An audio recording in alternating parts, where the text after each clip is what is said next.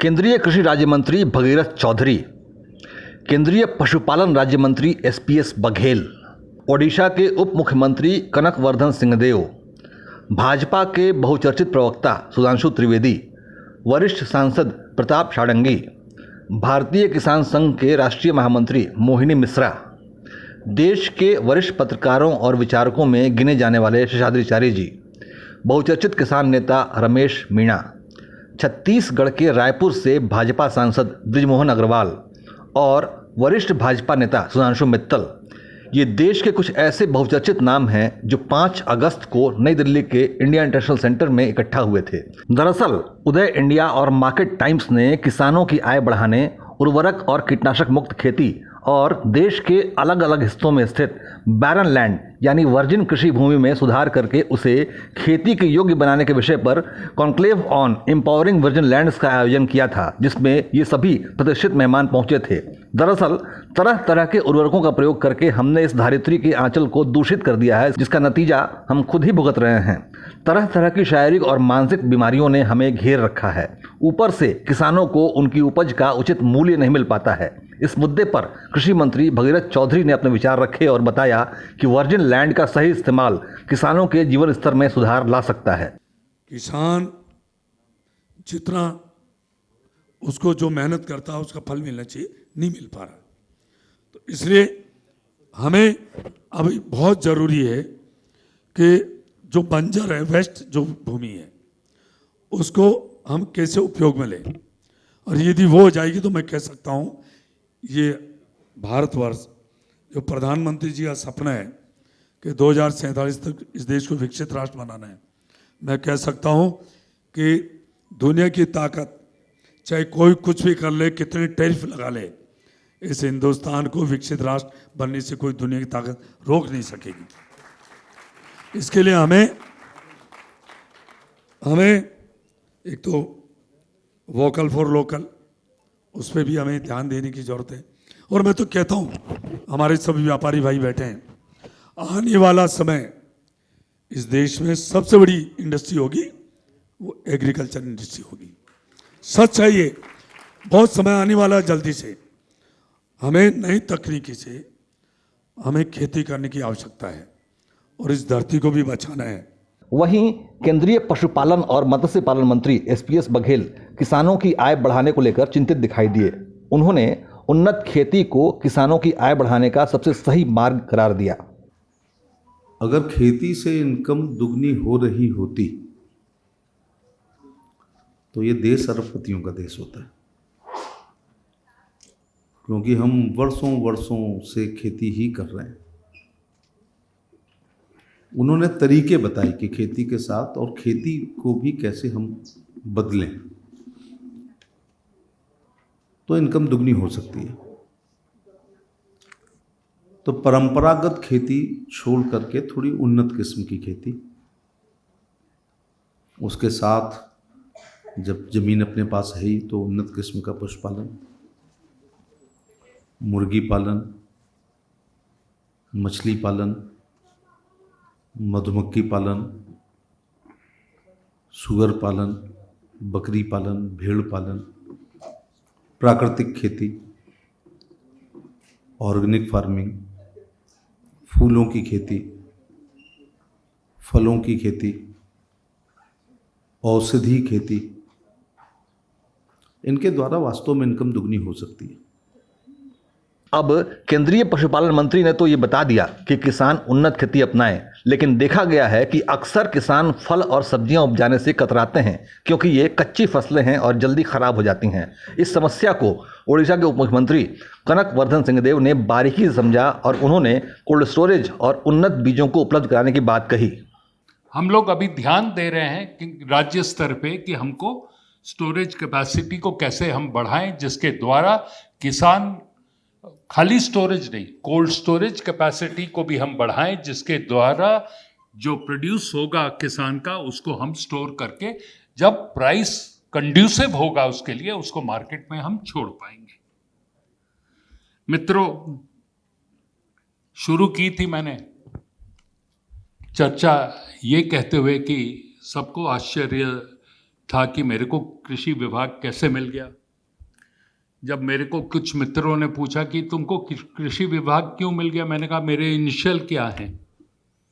मेरा इनिशियल है KV, K for कृषि एंड V फॉर विद्युत, तो उसके नाते चलते मेरे को कृषि और विद्युत विभाग मिल गया। और दोनों विभाग, किसान की मुख्य समस्या क्या होती है, उसको या तो बिजली चाहिए और उसको सही समय पे उसको बीज चाहिए। यहाँ पे आपने बीज के बारे में शर्मा जी ने अभी कहा, सर्टिफाइड सीड्स किसान को मिलना आवश्यक है।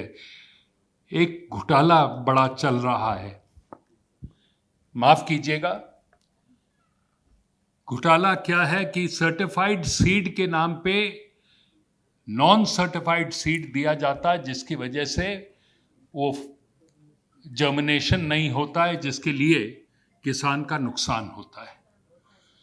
We must all stand united कि किसान जो हमारा अन्नदाता है, जो हमको खाद्य देने का काम करता है, हम आज अगर यहाँ पे नाश्ता करके आए तो किसी किसान के ही बनाए हुए प्रोडक्ट, किसी किसान के प्रोड्यूस किया हुआ प्रोडक्ट ही खा के आए हैं।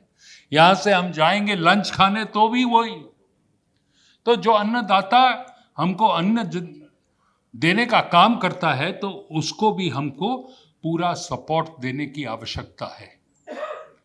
वहीं देश में सत्तारूढ़ भारतीय जनता पार्टी के सबसे प्रखर प्रवक्ता सुधांशु त्रिवेदी ने बताया कि कैसे जमाना वापस पीछे लौट रहा है, यानी कि रासायनिक उर्वरकों से देश वापस गोबर की खाद पर लौट रहा है। हम दुनिया की एकमात्र surviving civilization of the ancient world हैं। भारत विश्व का एकमात्र जीवंत प्रागैतिहासिक राष्ट्र है, पर इसकी दो ही पहचान है, एक ऋषि और दूसरा कृषि। ऋषि वो है जो आपके प्राणों को, मतलब कृषि प्राणों को ऊर्जा देती है, और ऋषि वो है जो प्राणों को अनंत तक पहुंचाने का मार्ग प्रशस्त करता है। अब देखिए, जहां तक लैंड की बात कहें, आज आधुनिक युग में अभी जिसका उल्लेख कई पूर्ववर्ती वक्ताओं ने किया, प्रताप जी ने कहा, सुधांशु जी ने किया, साहब एक ज़माना था, सिर्फ ज़्यादा पुरानी बात नहीं है, 50-55 साल पहले की बात है, जब लोग कहते थे अरे भाई ये गाय के गोबर से कोई खेती हो सकती है, आदमी चांद पे पहुंच गया, तुम लोग गाय के गोबर पर ही पड़े हुए हो। अरे केमिकल फर्टिलाइजर, मैकेनाइज्ड फार्मिंग, इस ढंग की चीज़ों को अडॉप्ट करो, तब जाके तुम्हारे लिए विकास का मार्ग प्रशस्त होगा। और आज आप देखिए, इन ए स्पैन ऑफ लिविंग जनरेशन हम गाय के गोबर पे आ गए। उदय इंडिया और मार्केट टाइम्स के इस कार्यक्रम में कई बड़े राजनेता पहुंचे थे, जिसमें से कई राजनेताओं ने उदय इंडिया परिवार से अपने संबंधों के बारे में बताया, जिससे राष्ट्रीय विषय पर आयोजित होने वाले इस कार्यक्रम में हंसी की लहर दौड़ गई। पार्लियामेंट जाते समय दीपक जी का फ़ोन आया, मैं बोला इतना शॉर्ट नोटिस में मैं नहीं जा सकता हूँ। बोले मैंने आपको फ़ोन किया, आपने रेस्पॉन्ड नहीं किया, मैंने फ़ोन लेकर के आपको दिखाऊंगा ना, एक भी मिस कॉल आपका नहीं है। नहीं, पार्लियामेंट में फ़ोन मैंने किया, लगता नहीं है, ये तो आपको मालूम हुआ होगा, फिर आप दिनेश भाई को फ़ोन कर सकते थे। और पार्लियामेंट बंद हो गया, इसलिए आना भी बहुत सहज हो गया। इसलिए मैं पार्लियामेंट में जो हल्ला बोल करते हैं, इसके भी आभारी हूँ, इन्होंने आने का एक मौका हमको दे दिया। ये एक अत्यंत महत्वपूर्ण विषय पर ये चर्चा चल रहा है, और ये आज बहुत ही जरूरी है। हमारे देश में एक समय में बहुत खाद्य संकट था। जब लाल बहादुर शास्त्री प्रधानमंत्री बने, तब अमेरिका ने, पाकिस्तान के साथ जब वार हुआ, अमेरिका ने हमारा खाद्य का जो चुक्ति रद्द कर देने का धमकी दिया। शास्त्री जी ने इसको साहसपूर्वक चुनौती को स्वीकार किया और बोले हम पहले से चुक्ति को रद्द कर देते हैं। सारे कांग्रेस सिंडिकेट उनके खिलाफ हो गए। तब अगर अमेरिका खाद्य नहीं देगा, गेहूं नहीं देगा, भारत के 50% लोग मर जाएंगे, ऐसा स्थिति था। बस इस विकट स्थिति में शास्त्री जी ने साहसपूर्वक इसको स्वीकार किया, और इसके वैकल्पिक रूप में भारत के प्रत्येक नागरिक को उन्होंने आह्वान किया, सोमवार दिन को एक दिन उपवास करो, तुम्हारा स्टोमक ठीक रहेगा, और 50 करोड़ लोगों का एक दिन का खाद्य सरप्लस हो जाएगा। हाल ही में अमेरिका और भारत के बीच टैरिफ युद्ध छिड़ गया है, जिसकी मूल वजह खेती मानी जा रही है। इस रहस्य से पर्दा उठाया वरिष्ठ पत्रकार और विचारक शेषाद्रिचार्य जी ने। उन्होंने साफ तौर पर बताया कि कैसे अमेरिका ने भारतीय बाजारों को अपने कृषि उत्पादों से पाठ देने की साजिश रची है, लेकिन इसको लगातार विफल बनाया जा रहा है। कि हम अनेक प्रकार के व्यापार करेंगे। व्यापार का मतलब होता है इंपोर्ट एक्सपोर्ट दोनों, हमारी चीज़ें दूसरे देशों में बेचना और दूसरे देशों की चीज़ हमारे देश में ले आना। इसमें हमने एक बात पर ध्यान दिया है कि जहाँ तक हो सके हम ऐसी किसी भी चीज़ को, खास करके एग्रीकल्चरल प्रोडक्ट्स जिसको हम कहते हैं, एग्रीकल्चरल प्रोडक्ट्स का इंपोर्ट पर ज़्यादा ध्यान देंगे। इस तरीके से हम किसी भी एग्रीकल्चरल प्रोडक्ट का इंपोर्ट, आयात नहीं करेंगे जिसके कारण हमारे देश का एग्रीकल्चर या इम्बैलेंस हो जाए। ये हम नहीं करेंगे। आज आप लोग पेपर में पढ़ते होंगे अमेरिका के राष्ट्रपति हम भारत से काफ़ी नाराज़ हैं। नाराज़ क्यों हैं? कारण तो अनेक बताते हैं, परंतु सबसे बड़ा नाराज़गी का उनका कारण ये है कि भारत अमेरिका के साथ ट्रेड एग्रीमेंट करते समय सबसे पहला जो कंडीशन रखा है वो कंडीशन ये है कि agricultural products will be out of trade deal. ये हमने कहा है और अमेरिका चाहता है कि हमारा जो एग्रीकल्चर मार्केट है भारत का, वो अमेरिका के लिए खुल जाए। क्यों खुल जाना चाहिए? ताकि अमेरिकन प्रोडक्ट्स जो है, एग्रीकल्चर प्रोडक्ट्स, वो इस देश में बिके। अमेरिका के जो किसान हैं उनको अधिकाधिक लाभ हो और हमारे देश का किसान बेकार हो, बर्बाद हो। ये अमेरिका चाहता है। भारत ने सबसे पहले अमेरिका को ये कहा कि अगर आप ट्रेड के बारे में बातचीत करना चाहते हैं तो कृषि उत्पादन छोड़कर अन्य सभी विषयों पर आप बात कर सकते हैं। उधर राजस्थान के मशहूर कृषक नेता और पूर्व IRS अधिकारी रमेश मीणा ने उर्वरक मुक्त कृषि के विषय को अपने हृदय के करीब बताया और अपने अनुभव साझा किए। ये जो विषय अपना है कि ऑर्गेनिक खेती और बैरन लैंड, वर्जिन लैंड जिसको बोलते हैं, तो मैं उस समय से इससे परिचित हूँ जब से पहली बार मैंने 1979 में हल चलाया था बैलों का, और लगातार मेरे पिताजी को कहा कि अभी आपको आने की ज़रूरत नहीं है। उसके बाद में तो नौकरी लग गई, मैं मिलिट्री में चला गया था थोड़े दिन बाद में ही, लेकिन 6-7 महीने तक चलाया। और मुझे लगता है कि सबसे पहला ड्रोन उड़ाने वाला भी मैं ही होऊंगा जब 28 जनवरी 2022 को हमने हमारे खेतों में ड्रोन उड़ाया था। हल चलाने से लगा के, ट्रैक्टर से लेके, और वाटर कंजर्वेशन, सॉइल कंजर्वेशन, बहुत लंबे समय तक, और गौ माता के संरक्षण के लिए एक गाय का, और 123 है अभी हमारे पास में, केवल एक गाय की। तो उसके माध्यम से हम जो ऑर्गेनिक खेती का प्रयोग कर रहे हैं, क्योंकि कहते हैं करके दिखाने से और लोग उसको जल्दी फॉलो करते हैं, जल्दी अपनाते हैं। फिर बारी आई राष्ट्रीय स्वयंसेवक संघ के अनुषंगिक संगठन भारतीय किसान संघ के राष्ट्रीय महामंत्री मोहिनी मोहन मिश्रा जी की, जिन्होंने एक बेहद ज़मीनी समस्या की ओर ध्यानाकर्षित किया। उन्होंने बताया कि कैसे किसानों को उर्वरक की आदत डाली गई और हमारी कुदरती खेती के सिस्टम को एक सुनिश्चित तरीके से बर्बाद किया गया। हम जब पढ़ते थे, हर सप्ताह में एक बार बस में बैठ के टिफिन अपनो मिलता था यूनिवर्सिटी से, जाके किसानों को बताते यूरिया डालो। 6 साल हमने कृषि में पढ़े। हर साल, पहले साल किसानों ने यूरिया डाला, दूसरी बार जब गए बोले कि भाई साहब ये तो हरा हरा दिख रहा है, फल नहीं आ रहा है, फसल नहीं आ रहा है। फिर हमने उनको समझाया कि थोड़ा पोटाश डालो। तीसरी साल बोला थोड़ा फॉस्फेट डालो। चौथी साल बताया थोड़ा मोलिब्डेनम और माइक्रो न्यूट्रिएंट डालो। पढ़ते थे, अमेरिका से आता था विद्या हमको। सारे अमेरिका की पुस्तक हम पढ़ते थे। और सब डालने के बाद जब किसान थक गया, आज बोल रहे हैं कि गोबर डालो, और किसान के पास गाय नहीं है, ट्रैक्टर गोबर नहीं देता है।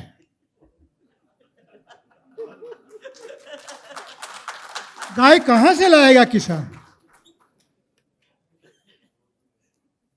दुनिया को जरूरत क्या है? दुनिया को भोजन की जरूरत है, फूड, खाद्य चाहिए, वो भी पर्याप्त चाहिए, सफिशिएंट फूड चाहिए, जिसको हमने फूड सिक्योरिटी के नाम पर देश में चलाया, कानून भी बनाया। फूड सिक्योरिटी के आगे हम बोलते हैं कि आजकल न्यूट्रिशन सिक्योरिटी, पोषण युक्त खाद्य होना चाहिए, और सब पोषण युक्त खाद्य सुरक्षित नहीं है। पोषण युक्त स्वास्थ्यवर्धक खाना होना चाहिए, और भारत जैसा देश में 140 करोड़ जनता को खिलाने के लिए पर्याप्त खाना, पोषण युक्त, सुरक्षित, हेल्दी, और ये अफोर्डेबल प्राइस में होना चाहिए, किफायती मूल्य में, जिसको किसान खरीद सके, आम जनता खरीद सके। छत्तीसगढ़ की राजधानी रायपुर से सांसद बृजमोहन अग्रवाल ने तो एक बेहद गंभीर समस्या की ओर ध्यान इंगित किया। उन्होंने बताया कि कैसे उर्वरकों के बढ़ते प्रयोग से देश में स्वास्थ्य संबंधित गंभीर संकट पैदा हो गया है। अगर किसान ज्यादा पैसा कमाता है तो उससे ज्यादा पैसा वो डॉक्टर को दवाई में दे देता है, परंतु लोगों को चाहिए डायरेक्ट बेनिफिट।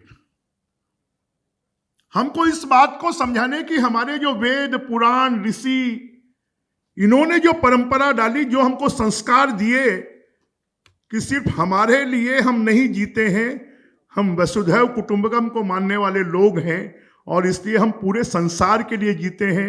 हमारी पैदावार से अगर किसी का जीवन बर्बाद होता है, कोई बीमार होता है, हम पेस्टिसाइड का उपयोग करके और लोगों के जीवन को कितना बर्बाद कर रहे हैं, लोगों को कितना दुखी कर रहे हैं, कितनी बीमारियां हम पैदा कर रहे हैं। और उसका सबसे बड़ा कारण है कि हम आजकल आधुनिक हो गए हैं। किस मामले में आधुनिक हो गए हैं? पैसा कमाने में आधुनिक हो गए हैं। हमको इस बात की जरूरत है कि हमको, मेरी भी खेती है, मैं तो अभी 10 एकड़ में ड्रैगन फ्रूट ऑर्गेनिक कर रहा हूं।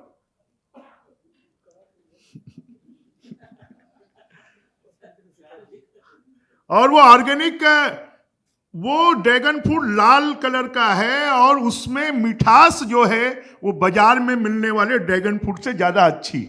Conclave on empowering virgin lands में भाजपा के वरिष्ठ नेता सुधांशु मित्तल भी शामिल हुए। उन्होंने बताया कि कैसे आज दुनिया वापस गोबर के खाद के प्रयोग की तरफ वापस लौट रही है। जो यूरिया का इफेक्ट, जो जितना आर्टिफिशियल इसके अंदर हम लोगों ने डाला, उस सारे का जो लॉन्ग टर्म इफेक्ट क्या हुआ, सॉइल पे क्या हुआ, खाने पे क्या हुआ, वो इस समय विश्व में देखा है। इसीलिए सब जो है वापस बैक टू द रूट्स की जिसको कहानी कहते हैं, अब सब लोग उस तरफ जा रहे हैं, और उसी दिशा में इतना बड़ा प्रयास, और उसी दिशा में उस चीज़ को प्रचलित करने के लिए आप लोग जो सब कर रहे हैं, उसके लिए बहुत बहुत बधाई, अभिनंदन। और ये काम में आप इसी तरह आगे बढ़ें, ताकि अगले कुछ साल में ऑर्गेनिक फार्मिंग जो है उसका जो महत्व है, जो आज सब लोग हम लोग महसूस कर रहे हैं, वो सबके मस्तिष्क में जम जाए, और बाकी किसी और व्यवस्था को हम लोग नकार करके ऑर्गेनिक फार्मिंग की तरफ चलें। बस यही मेरी शुभकामनाएं।